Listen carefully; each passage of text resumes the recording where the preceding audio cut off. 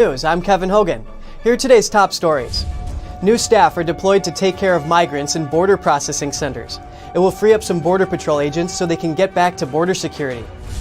Georgia's Governor Brian Kemp labels Major League Baseball's actions as cancel culture. This is after the league's decision to move major events out of the state. A pond of contaminated water is leaking into Florida waterways. The situation escalated over the weekend. Authorities declared an emergency and evacuated residents. They say the 800 million gallon pond could collapse at any time. A rally for Asian Americans in Michigan. Residents are taking a stand against the surge of violent crimes facing the group in recent months.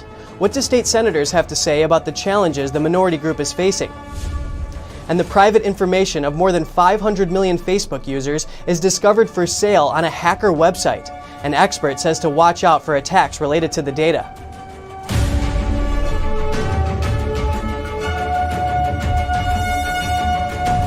Border Patrol agents are getting some help.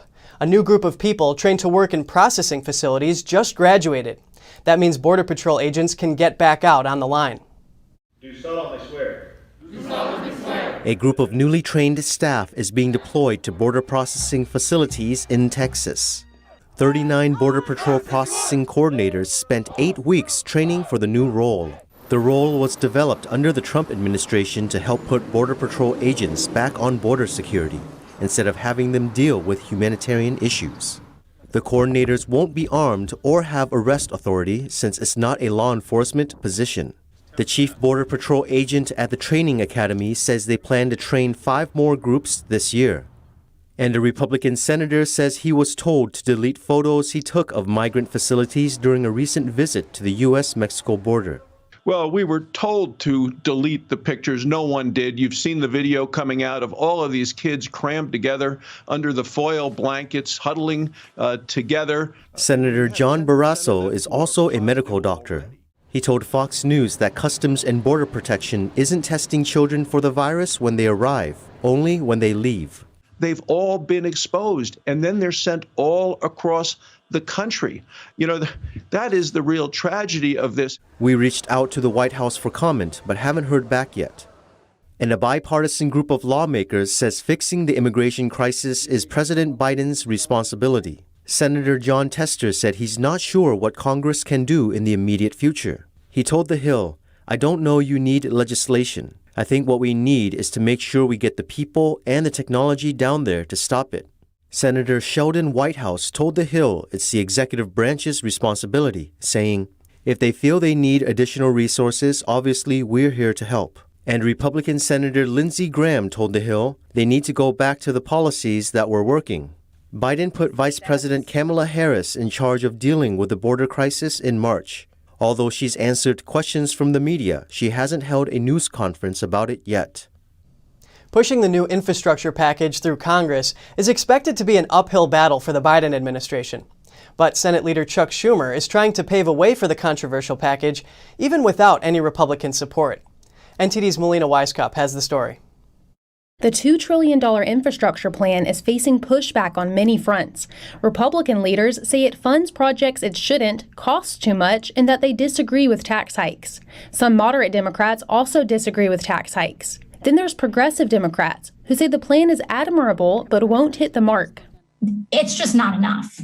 Despite the voices of dissent and the expected rocky path ahead through Congress, Democratic leaders are pushing hard to get the bill passed fast. The hope that we have for bipartisanship to get the job done as soon as possible. And Senate Majority Leader Schumer is trying to pass the bill even without bipartisan support. He's asked the Senate advisor whether a second budget reconciliation could be used this year to get it done. Some say this could set a dangerous precedent. Well, my biggest concern is that we're going to end up having government by reconciliation. And basically, you're going to have the president using the reconciliation measures to pass all of his big bills. And if you get 2 reconciliation measures every year, you're going to see two giant spending bills, and we're never going to get the debt under control. Darling tells NTD if allowed, it could lead to a Congress that passes giant, multi-issue bills instead of smaller ones that deal with individual issues. Schumer's approach would avoid the need for Senate Republican support to pass the bill, just like how the American Rescue Plan was passed with no Republican support. And you get around the The fact that you need 60 votes in the Senate, you only need a simple majority if you use reconciliation. This is not something that has ever been done, and it would actually allow Democrats to do 3 reconciliation measures this year. Traditionally, budget reconciliation is used to look at taxes and the debt limit and make sure that the overall budget is in line with what was passed earlier in the year. But over the years, both parties have abused its traditional use. Darling says it's unlikely that the Senate advisor will approve this move, but we'll find out in the coming days whether she advises for or against a second budget reconciliation. Melina Weiskup, NTD News. And Biden is prepared to join Schumer on this effort. That's according to comments from his energy secretary, who said on Sunday that Biden prefers to work with Republicans, but is prepared to take another route if needed. Major League Baseball expanded a deal it had with China one day before boycotting Georgia. Georgia's governor is accusing the league of boosting cancel culture after it said it would shift its All-Star game to New York instead of holding it in Atlanta. Here's details from Atlanta. Georgia's governor is pushing back against Major League Baseball's latest move. Yesterday, Major League Baseball caved to fear and lies from liberal activists. On April 2nd, the organization revealed it would move its All-Star game from Atlanta to New York. The decision was made in protest of the election reform package passed by the state. They ignored the facts of our new election integrity law, and they ignored the consequences of their decision on our local community. In the middle of a pandemic, Major League Baseball put the wishes of Stacey Abrams and Joe Biden ahead of the economic well-being of hard-working Georgians who are counting on the All-Star game for a paycheck. Governor Kemp says this is part of cancel culture and partisan activity. It means cancel culture and partisan activists are coming for your business. They're coming for your game or event in your hometown. And they're coming to cancel everything from sports to how you make a living. He noted that free, fair, and accessible elections are the foundation of the country. I will not be backing down from this fight, and neither are the people who are here with me today. We will. Georgia Attorney General Chris Carr voiced support for the state's recent election reform measure. Anybody who actually reads this bill quickly sees that it strengthens security, expands access, and improves transparency in Georgia's elections. Other officials also echoed the message. I fully support the legislation that the governor signed and the position that he's taken. We want to make it easy to vote in Georgia and hard to cheat. So I think this has been a great legislation. And it's shocking that Major League Baseball, which has exhibition games in Cuba, a country that is under communist dictatorship where there is no free right to vote. Major League Baseball has no problem going down there and having games. The league's move came amid pressure from baseball executives and players. It was the first big action taken by a major group since the state's election reform was passed. Statements from Coca-Cola and Delta Airlines followed closely behind. Former President Donald Trump is calling on Republicans and conservatives to stand against companies that are against Georgia's new election laws. He tells his supporters they should never submit. Trump said that radical left Democrats have used boycotts to fight companies that offend them, and that now Republicans and conservatives should do the same against the companies taking sides in the election debate.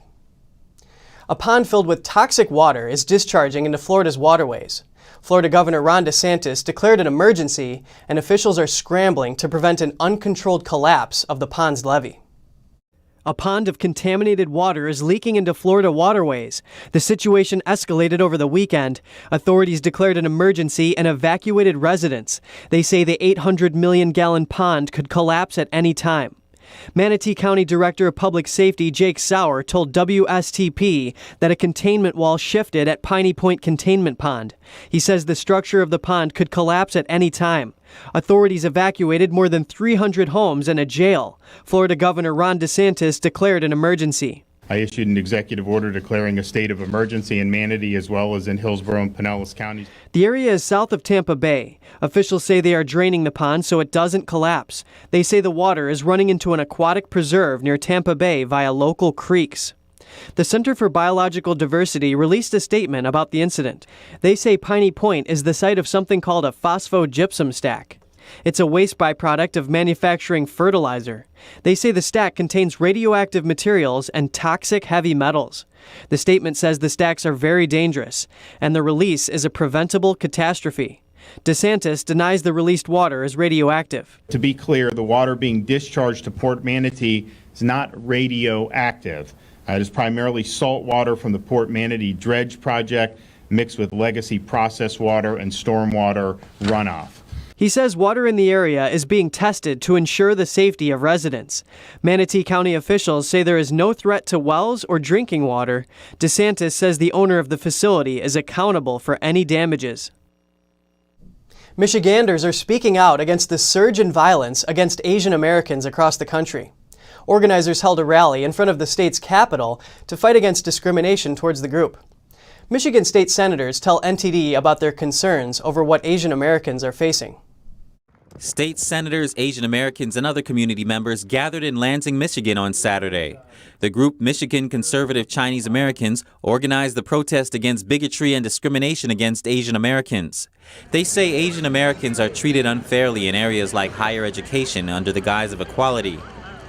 And the Asian community is just the most recent, far-reaching victim of this, telling them that they can't get a college that they have qualified for, that the best person who's worked so hard, people that come from desperate poverty, work to get this, because of the color of your skin, your ethnicity, you can't get in that position. We're going to give it to somebody else. The rally comes after affirmative action opponents asked the Supreme Court to take up the case against Harvard's admission policies to increase the number of Black and Hispanic students. One of the lawsuit's backers said the school is discriminating against Asian Americans. The rally declared that the fight against Asian discrimination is a bipartisan battle, an American battle. A Michigan senator explains why he came out to support the rally. Well, I'm a big supporter of the Asian American community, primarily because my district is very diverse. So I represent them. They asked me to come out here, and I wanted to talk about, if you've ever met anyone from the Asian American community, they're some of the most hardworking, talented, intelligent people. And, they want to, everyone to know that we support them. The rally comes just over a week after a man attacked an elderly Asian American woman in New York City. A study by Cal State shows violence against Asian Americans jumped 145% in 2020. An Indian immigrant shares her perspective on the violence and the way some media portray it. But most Chinese Asian people don't even talk about it because language is a big barrier for them. So they just don't talk about it. They suck it up. And then somehow the thing that the media is trying to do right now is to give it a political spin. Like, because President Trump called it China virus, people are attacking Chinese as though, attacking Asian Americans was a new thing. No, this has been going on for 3-4 decades, that this has always been an issue. The group maintains that hate towards any group from anyone has no place in America. Getting a handgun in Iowa may have just gotten easier. Their governor passed a bill backed by the NRA, which means you no longer need a permit to get guns like revolvers. Iowans can now carry their handguns in the open and buy them without a permit from non-licensed sellers. These are sellers who aren't licensed by the federal government, but the law doesn't remove every check. Sellers will be slapped with a felony charge if they sell, rent, or loan a firearm to someone who they know or reasonably should know is intoxicated or shouldn't legally have one. Republican Governor Kim Reynolds said on Friday, "Today I signed legislation that protects the Second Amendment rights of Iowa's law-abiding citizens while still preventing the sale of firearms to criminals and other dangerous individuals." This makes Iowa one of 19 states that no longer require citizens to get a permit before carrying a gun. The National Rifle Association supports the new law. Democrats don't. In a statement to ABC 9, Iowa's Democratic Party Chair Representative Ross Wilburn said, "The governor's reckless disregard for the safety and well-being of Iowans is limitless. Our communities aren't safer when criminals can legally purchase a handgun without a background check." The new law doesn't ban background checks, but people can buy guns from sellers who don't require them. Details from more than 500 million Facebook users have been found available on a website for hackers. While the information appears to be several years old, it's another example of the vast amount of information collected by Facebook and other social media sites and the limits to how secure that information is. The private information of more than 500 million Facebook users may have been compromised, and an unidentified leaker says they are offering the data for sale for virtually nothing. Alon Gal, the co-founder of an Israeli cybersecurity firm called Hudson Rock, says that the information appears to be the same set of Facebook-linked telephone numbers that's been circulating in hacker circles since January. It's being sold for a few dollars worth of digital credits on a well-known site for low-level hackers. Reuters hasn't been able to verify the information, but Gal and some journalists who have seen the data dump say they've been able to match phone numbers of people they know. He warns that Facebook users should be on the lookout for possible social engineering attacks in the coming months. In a statement, Facebook said the data was very old and related to an issue it had fixed in August 2019. An attempt by Reuters to reach the leaker over the messaging service Telegram was not immediately successful. The Texas Supreme Court is directing courts in the state to stop honoring the federal moratorium on evictions. This means new and paused eviction cases in Texas can now move forward. Some fear tenants all across Texas are now under threat of massive eviction. But a district judge who ruled against the moratorium in February says the CDC used the pandemic as an excuse to grab power. The CDC argued that the eviction ban was needed to curb the spread of the CCP virus. But tenants could invoke the ban whether they suffered from virus-related hardships or not. The Biden administration supports the eviction ban, which is set to expire on June 30th. Yet again, a Rikers Island inmate has been mistakenly released in New York City. But the Department of Corrections is not calling it an accident. NTD's Miguel Moreno has that story. It's not every day you hear about a prison inmate being released by mistake, but New York City appears to have a problem. For the third time in less than a month, an inmate has been mistakenly released. The lawyer of James Reno told New York Daily News he was supposed to still be under police custody, but the Department of Corrections let him out early. In a statement, they told us they followed their policy. There was no accidental release. Based on the documentation provided by the courts, the release from custody was in accordance with our policy. Plus, they said they didn't have a copy of the civil warrant, which would have instructed officers to hold onto him. A local newspaper says Reno was in jail for failing to pay $85,000 in child support plus other violations. Then there's Nakeem Meekins. On March 15th, Meekins, accused of attempted murder, was mistakenly released due to a clerical error. And on March 8th, Christopher Buggs, a murder suspect, was also released by mistake. Buggs is still at large. Miguel Moreno, NTD News. A once-secret unit within the Guantanamo Bay Detention Center has been closed. The prisoners from Camp 7 moved to another facility in the American base in Cuba. Camp 7 was run by the military under an agreement with the CIA. Intelligence agencies are said to have been involved with the transfer. The military long refused to even acknowledge the location called Camp 7 and never allowed journalists to see the inside of the facility. Officials said it had structural issues and needed to be replaced, but the Pentagon dropped plans to seek money for the construction. Those held at Camp 7 include 5 prisoners charged with war crimes for planning and providing logistical support for the September 11th terrorist attacks. President Biden said he intends to close Guantanamo, but that would require approval from Congress to move some prisoners to the United States for trial or imprisonment. A Navy ship from World War II has been found in the world's deepest shipwreck dive off the coast of the Philippines. The USS Johnston was found in the water 62% deeper than the Titanic. It lies more than 21,000 feet under the water. A crewed submersible explored and photographed the Fletcher-class destroyer. The USS Johnston sunk on October 25, 1944, during a battle with Japanese forces. And Wakayama Castle's renowned cherry trees are blooming. Visitors are surprised by their beauty. Coming up on NTD News.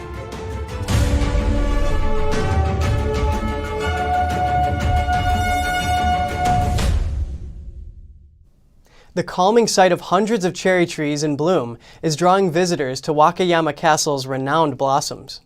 Cherry blossoms, or sakura, have long been a part of traditional Japanese culture. For some, viewing them and welcoming spring is a yearly tradition. I view cherry blossoms at least once a year. Before, there were always food booths here, and it was very lively. The booths are not set up this year. Though it's a little quiet, the cherry blossoms are very beautiful. It's a worthwhile trip. She has chosen to come here to see Wakayama Castle's renowned cherry blossoms. These trees are some of the first to bloom in the region. More than 600 trees stand around the highest tower of the castle, known as a tenshikaku. Visitors bring waterproof mats and snacks. They sit under the shady trees, enjoying quality time with friends and family. I came to view the cherry blossoms with my family. I'm very happy. The koi swimming freely, birds tasting the flowers' fresh nectar. The 400 lanterns are strung to complement the pink and white flowers. Even if you've seen them before, you can be caught off guard by the loveliness of the scene. I'm surprised that the blooming cherry blossoms are so pretty. It's really wonderful. The flowers will only bloom for 2 weeks. Some people take pictures to try to preserve their beauty, but the picture cannot do justice to the blossom's sweet smell, the wind on your face, or the moments shared with loved ones. A baby capybara has found a new family at the Cali Zoo in Colombia. The 3-month-old was abandoned by her mother last December. So now zoo staff have taken on the role of her mother. She's under the care of a surrogate mother who provides her with the skills she needs for optimal development. Her surrogate mom feeds her, cares for her, and makes sure she gets plenty of time in the water. The Cali Zoo communications manager says the baby capybara was rejected shortly after birth by her first-time parents. But the zoo hopes that in a couple of months, she'll be able to unite with another female of the same species.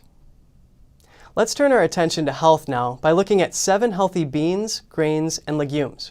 Here's our health reporter, Gina, with more. Welcome to Strong Mind and Body. I'm Gina Marie. Stocking up your pantry with healthy staples is always a good idea. The more healthy food options we have on hand, the less likely we are to binge on Pringles or Doritos, right? Fortunately, there are plenty of healthy and tasty options in the dry goods category to include in your diet to complement all those healthy fruits and vegetables you're already eating. Check out our favorites. Number 1, quinoa. Now, if you are a vegan or vegetarian, quinoa is a must. And it's a good idea for meat eaters too, because quinoa is a fantastic plant protein, more than any other grain, although actually quinoa is technically a seed. It's a great source of B vitamins, all 9 essential amino acids, and provides an excellent boost of fiber, iron, and calcium. Cook it like you would rice and serve it much the same way. Try it in the morning in place of oats. Number 2, millet. A lesser known grain here in the US is millet. Millet is consumed in quantity throughout Asia and Africa. It is gluten-free and has an alkalizing effect on the body as well. While less protein-rich than quinoa, it's still an excellent source, about 15% protein per serving. It's also a good food for remineralizing, as it contains high levels of iron, magnesium, and potassium. Number 3, lentils. You can't go wrong with the lentil. It's quick to cook and provides fast and plentiful protein, a healthy dose of soluble fiber, and micronutrients including folate, vitamin B6, and magnesium. Because they cook so quickly and don't require soaking, it's a good staple to always have on hand for a fast and healthy meal. Try them in soups, stews, and with grains such as quinoa or over pasta. Number 4, black beans. They're a favorite in Cuban and Mexican dishes and a good choice to add to any meal. Black beans are a great protein source at about 8 grams per half cup serving, with nearly as much fiber. This low-calorie, versatile bean is also an excellent brain food. Black beans have been shown to boost brain power. Think about that over your next black bean burrito. Number 5, oats. Eat that bowlful every morning and you are getting a fiber-rich start to your day, which can keep you feeling full and satisfied until lunch and less likely to reach for that mid-morning donut. Oats contain a strong fiber called beta-glucan. They can help to reduce cholesterol levels. You're also getting minerals such as magnesium and selenium, as well as B vitamins in every serving. Number 6, pinto beans. Fiber and protein-rich pinto beans are loaded with minerals including phosphorus, iron, and potassium. They're also a great source for B vitamins. The mighty pinto may also help your immune system fight off colds and the flu. Number 7, brown rice. Simply by leaving the bran on the rice, which is the nutrient-rich outer layer, we have ourselves one healthy food. Brown rice is an excellent source of dietary fiber, proteins, vitamins, and minerals. 1 cup of rice provides you with nearly all the recommended daily intake of manganese, which help protect our bodies from free radical damage. Thanks for watching. And that's all for now. Catch us again tonight at 6:30 Eastern. I'm Kevin Hogan.